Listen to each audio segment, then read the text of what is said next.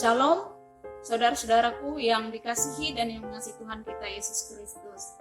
Hari ini kita akan bersama dalam pemberitaan dan perenungan firman Tuhan seperti terdapat dalam kitab Keluaran pasal 24 ayat 1-11 dengan perikop upacara pengikatan perjanjian antara Tuhan dengan bangsa Israel. Sebelum kita bersama dalam pemberitaan firman Tuhan, mari sejenak kita berdoa. Ya Allah Bapa kami di surga, dalam nama Tuhan kami Yesus Kristus, saat ini kami siap untuk menyampaikan firman dan saudara-saudaraku di mana saja siap mendengarkan. Kiranya Roh Kudus mengurapi kami dan menambah-nambah hikmat pengertian supaya kami dapat mengerti firman Tuhan yang kami sampaikan dan dengar, dan kami boleh melakukannya dalam hidup kami sehari-hari. Di dalam nama Tuhan Yesus Kristus, kami alaskan pemberitaan firman ini. Amin. Saudara-saudaraku yang dikasihi oleh Tuhan kita Yesus Kristus, jikalau kita berbicara tentang suatu perjanjian, setidaknya ada beberapa hal yang menjadi sesuatu poin-poin penting, antara lain adalah pihak yang berjanji, kemudian isi dari perjanjian, kemudian peneguhan atau pengesahan, barulah barangkali diadakan suatu perayaan. Sebagai contoh saja, misalnya ketika sepasang mempelai yang mengikat suatu perjanjian dalam suatu pernikahan, kemudian diadakan peneguhan dan pemberkatan, lalu setelah itu baru ada perayaan. Belajar dari nas firman Tuhan untuk kita hari ini disampaikan kepada kita tentang upacara pengikatan perjanjian antara Tuhan dengan bangsa Israel yang diwakilkan oleh Musa, Harun, Nadab, Abihu dan 70 orang dari tua-tua Israel yang sujud menghadap kepada Tuhan.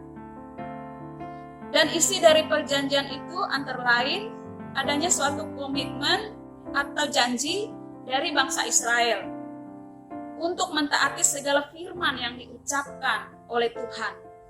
Kita bisa lihat dalam ayat 3 dan ayat yang ke-7, di mana dikatakan misalnya dalam ayat yang ke-7, diambilnyalah kitab perjanjian itu lalu dibacakannya dengan didengar oleh bangsa itu, dan mereka berkata, segala firman Tuhan akan kami lakukan dan akan kami dengarkan. Setelah perjanjian diucapkan, lalu diadakan suatu persembahan korban sebagai suatu pengukuhan atau sebagai suatu peneguhan. Dalam ayat yang ke-5, ayat yang ke-6, dan ayat yang ke-8, antara lain firman Tuhan mengatakan, kemudian disuruhnyalah orang-orang muda dari bangsa Israel, maka mereka mempersembahkan korban bakaran dan menyembelih lembu-lembu jantan sebagai korban keselamatan kepada Tuhan. Sesudah itu Musa mengambil sebagian dari darah itu, lalu ditaruhnya ke dalam pasu, sebagian lagi dari darah itu disiramkannya pada mezbah itu. Setelah peneguhan dilakukan dengan adanya pencurahan darah, barulah tercipta suatu suasana yang adikodrati atau suasana yang ilahi, yang secara tidak langsung menggambarkan kepada kita suatu persekutuan dengan hadirat Allah yang luar biasa. Dalam ayat 10-11 dikatakan, lalu mereka melihat Allah Israel, kakinya berjejak pada sesuatu yang buatannya seperti lantai dari batu nilam dan yang terangnya seperti langit yang cerah. Tetapi kepada pemuka-pemuka orang Israel itu tidaklah diulurkannya tangannya. Mereka memandang Allah lalu makan dan minum. Saudara yang dikasih oleh Tuhan kita Yesus Kristus, apa yang kiranya boleh menjadi suatu pembelajaran iman untuk kita pada hari ini?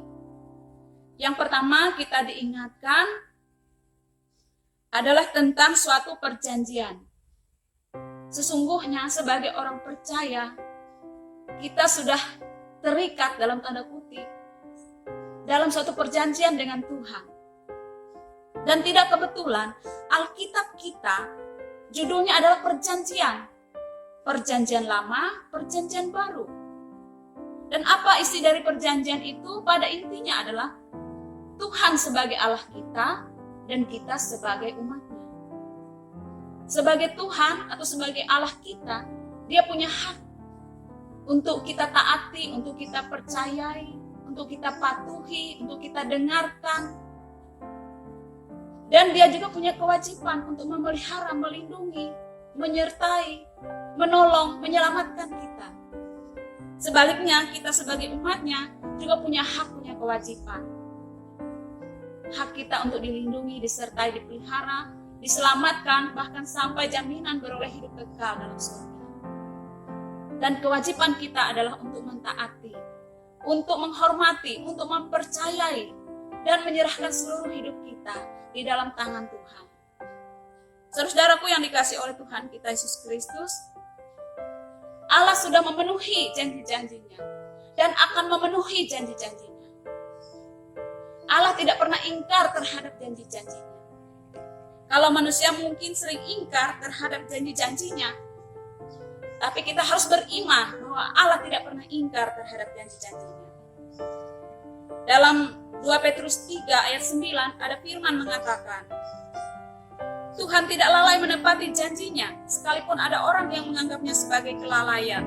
Tetapi Ia sabar terhadap kamu, karena Ia menghendaki supaya jangan ada yang binasa, melainkan supaya semua orang berbalik dan bertobat. Jika Allah demikian setia terhadap janji-janjinya, bagaimana dengan kita? Semoga kesetiaan Allah dalam memenuhi janji-janjinya menjadi suatu acuan untuk kita juga berjuang bagaimana memenuhi janji-janji kita kepada Tuhan. Kemudian yang kedua dari firman Tuhan untuk kita pada hari ini, untuk menguatkan dan atau untuk meneguhkan janji, maka korban sangat diperlukan. Kalau dalam nas kita menceritakan darah harus dicurahkan. Darah atau nyawa atau bagian yang terpenting dalam hidup harus berani dipertaruhkan. Allah sudah melakukan bagiannya dengan menyerahkan anaknya yang tunggal dan darah yang dicurahkan untuk keselamatan kita. Dalam perjamuan kudus kita selalu diingatkan tentang darah perjanjian yang sudah dilakukan demi untuk keselamatan kita. Misalnya dalam Matius 26 ayat 28, situ ada firman mengatakan, sebab inilah darahku, darah perjanjian yang ditumpahkan bagi banyak orang untuk pengampunan dosa. Begitupun dalam 1 Korintus 11 ayat 25 yang sangat sering sekali kita dengar untuk pengantar liturgi perjamuan kudus.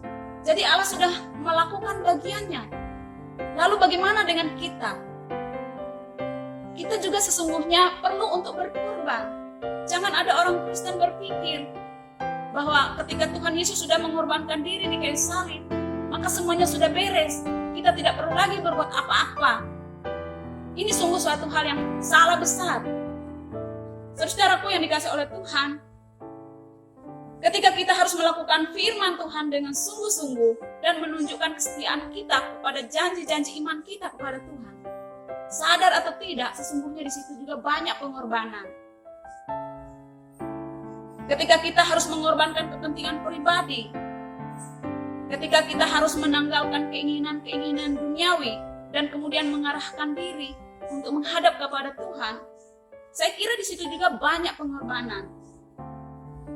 Dalam Markus 8 ayat 34 sampai 35, ini nas yang barangkali juga sering kita dengar, mengingatkan kita. Ada suatu hal sebagai syarat mutlak kalau kita ingin mengikut Tuhan. Dalam Markus 8 ayat 34 sampai 35 dikatakan, lalu Yesus memanggil orang banyak dan murid-muridnya dan berkata kepada mereka, setiap orang yang mau mengikut aku, ia harus menyangkal dirinya, memikul salibnya dan mengikut aku. Karena siapa yang mau menyelamatkan nyawanya, ia akan kehilangan nyawanya. Tetapi barang siapa kehilangan nyawanya karena aku dan karena Injil, ia akan menyelamatkannya. Dan ini juga berbicara tentang suatu pengorbanan. Ketika kita harus menyangkal diri, memikul salib, bahkan rela untuk kehilangan nyawa demi iman kita kepada Tuhan. Bukankah itu suatu pengorbanan? Begitupun dalam hal kita menerapkan hukum kasih. Bukankah ada perkataan bijak mengatakan, tidak ada kasih sejati tanpa pengorbanan. Dan itu sungguh terjadi. Saudaraku yang dikasihi oleh Tuhan, ketika Tuhan Yesus menyerahkan diri di kayu salib, nas firman Tuhan mengatakan, itu semua dilakukan untuk keselamatan kita. Dia mengorbankan nyawa. Dalam Yohanes 3 ayat 16, karena begitu besar kasih Allah akan dunia ini, Ia mengaruniakan anaknya yang tunggal. Ini juga sesungguhnya menjadi suatu pesan kepada kita tentang pengorbanan yang luar biasa. Dan juga sekaligus sebagai suatu arahan, pedoman untuk kita juga bisa melakukannya dalam hidup kita. Dalam 1 Yohanes 3 ayat 16, hanya beda angka 1 saja di depannya. Yohanes 3 ayat 16 berbicara tentang kasih Allah. 1 Yohanes 3 ayat 16 itu berbicara tentang kita. Di situ mengatakan dalam 1 Yohanes 3 ayat 16, demikianlah kita ketahui kasih Kristus, yaitu bahwa Ia telah menyerahkan nyawanya untuk kita. Jadi kita pun wajib menyerahkan nyawa kita untuk saudara-saudara kita. Saudaraku yang dikasihi oleh Tuhan kita Yesus Kristus, firman Tuhan hari ini kiranya boleh menjadi suatu pembelajaran iman untuk kita. Bagaimana memenuhi janji-janji kita kepada Tuhan dengan setia, apapun keadaan dunia saat ini. Sekaligus di sisi lain firman Tuhan hari ini kiranya menjadi suatu kekuatan dan penghiburan untuk kita. Bahwa Tuhan setia kepada janji-janjinya. Untuk melindungi, untuk menyertai, untuk memelihara, bahkan untuk menyelamatkan sampai kepada hidup yang kekal.